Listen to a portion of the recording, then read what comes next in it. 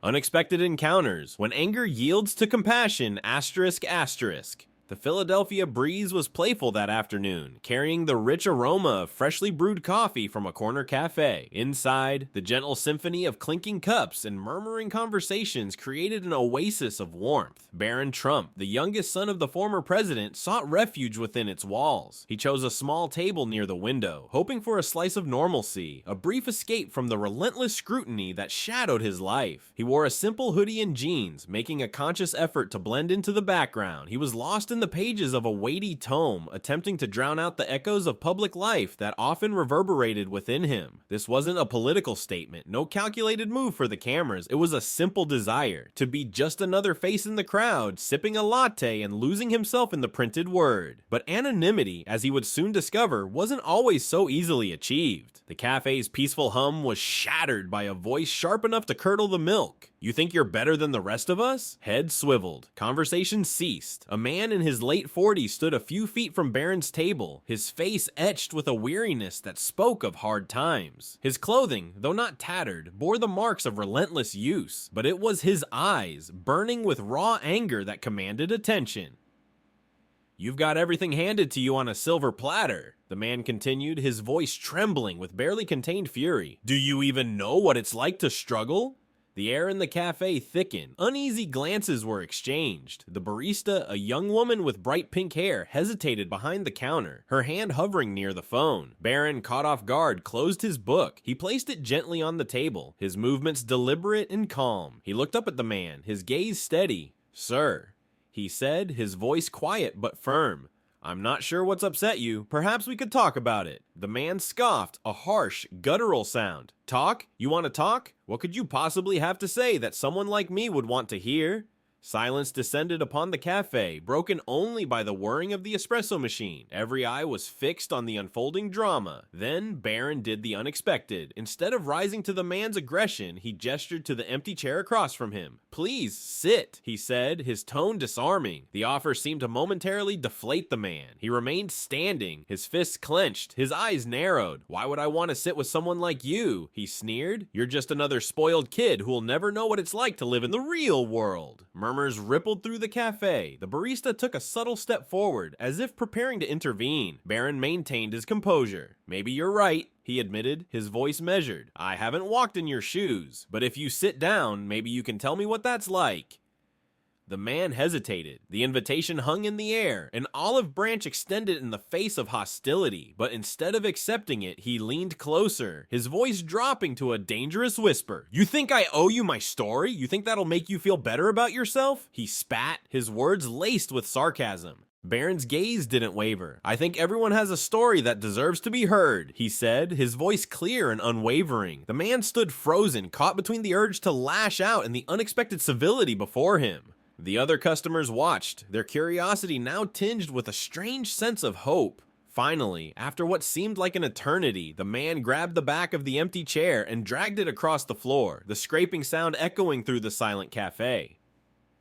He slumped into the seat, crossing his arms defensively. His jaw was tight, his eyes darting around the room as if searching for a trap. "Fine," he muttered. "You want to hear about the real world? I'll tell you." The tension in the cafe shifted, less oppressive, but still palpable. The barista lowered her hand from the phone. The patrons leaned in, pretending to read their newspapers or scroll through their phones, but hanging on every word. Barron nodded, leaning forward slightly. "I'm listening," he said simply, and so the man began to speak. But what followed wasn't just a story. It was a raw, unfiltered glimpse into a life ravaged by loss and despair. He took a deep breath, his chest rising and falling as if struggling to contain a torrent of pain. "You look at me, and you see someone angry for no reason," he began, his voice heavy with bitterness. "But you don't know what it's like to lose everything." He glanced around the cafe, as if challenging anyone to interrupt, before his gaze returned to Barron. "I had a job, a family, a decent life, but then the factory I worked at shut down, just like that, gone. Hundreds of us left with nothing but promises they'd relocate us, promises that never came true." The cafe was hushed. The man's voice began to crack. "I tried to hold it together for my wife and kids, worked whatever odd jobs I could find, but when you're scraping by, it doesn't take much to break you. My wife, she left, took the kids with her, said she couldn't live like this anymore." He paused, his eyes glistening with unshed tears. "I can't even blame her." Baron remained silent, his expression unreadable, but the empathy in his eyes was unmistakable. The man's gaze dropped to the table, his fingers tracing the wood grain. Do you know what it feels like to walk into a room and know everyone is looking at you, judging you, thinking you're nothing? That's my life now, every single day. His words struck a chord, not just with Baron, but with everyone listening. A woman at a nearby table buried her face in her coffee cup, as if trying to absorb the weight of his pain. And then I see someone like you, the man continued, his voice rising slightly, sitting here with your fancy clothes, reading a book like you don't have a care in the world. And it makes me mad, because no matter what I do, I'll never have what you have. Silence descended again, heavy and charged. Baron didn't rush to fill it. He allowed the man's pain to settle, respecting its weight. Finally, he leaned forward, his elbows resting on the table. I don't know what it's like to be in your shoes, Baron said softly, but I do know what it's like to feel judged, to feel like people have already decided who you are before you've even said a word. The man looked up sharply, his eyes narrowing. What could you possibly know about that? Baron took a deep breath. You might think I've got it easy because of my name.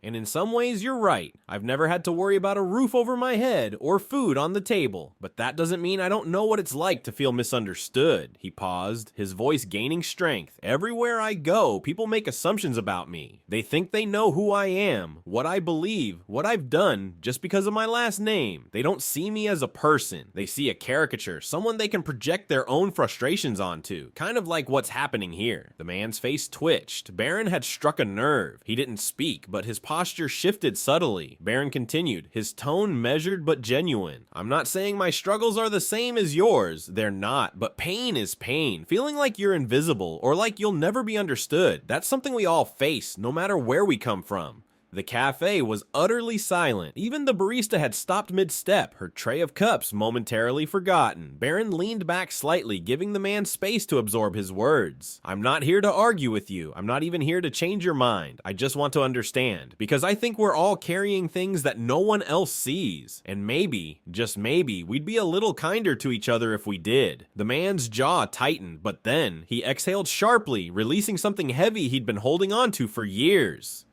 You really believe that? He asked, his voice quieter, almost unsure. Baron nodded. I do, and I think maybe, deep down, you do too. Otherwise, you wouldn't have told me your story. The man blinked, his tough exterior cracked just a little more.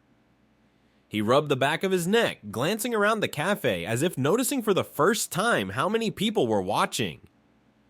A flicker of self-consciousness crossed his face, then he looked back at Baron.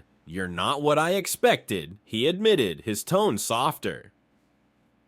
The man sat back in his chair, his body language shifting from guarded to contemplative. You know, I came in here mad at the world, he said, shaking his head. Mad at people like you, who I thought had it all handed to them. But maybe I've been carrying that anger too long. Maybe it's not about you at all. Baron didn't respond immediately. He allowed the man's words to resonate. When he finally spoke, his voice was steady and measured. I think it's easy to blame people we don't know. It's harder to face what's really hurting us. But you did that today, and I respect that. The man looked up, his eyes meeting Baron's for the first time. There was no anger, only a weary gratitude. You're a good kid, he said, almost reluctantly. I don't say that often. The shift in tone was palpable. The tension that had gripped the cafe dissolved, replaced by an unexpected sense of connection. Then the man did something that caught everyone off guard. He reached across the table, his hand outstretched. Baron hesitated for a fleeting moment before clasping it firmly. I'm sorry, the man said, his voice thick with emotion, for judging you before I even knew you. Baron smiled, a genuine expression that lit up his face. And I'm sorry if I ever gave you a reason to feel that way. The handshake lingered before the man pulled back. He stood, smoothing his shirt awkwardly, and glanced around the cafe.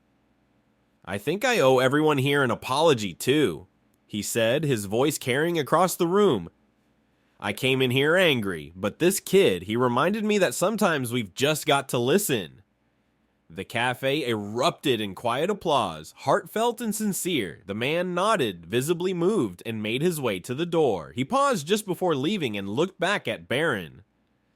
Thank you, he said simply, and then he was gone. The cafe seemed to exhale collectively. Conversations resumed, but they were different. There was a new energy in the room, a shared understanding among strangers who had witnessed something extraordinary. Baron returned to his book, but his solitude was short-lived. A woman approached him. "Young man," she said softly, "what you did was remarkable." Baron looked at her. "Thank you, ma'am. I think we all just want to be heard." The scene played out like the calm after the storm. Kindness was rampant. People were offering small gestures, a smile, and even buying a drink for strangers. Baron stood. The scene before him was more beautiful than any story he had ever read. He left the cafe filled with a sense of purpose. He was just one man, but maybe what the world needed was a bit of kindness.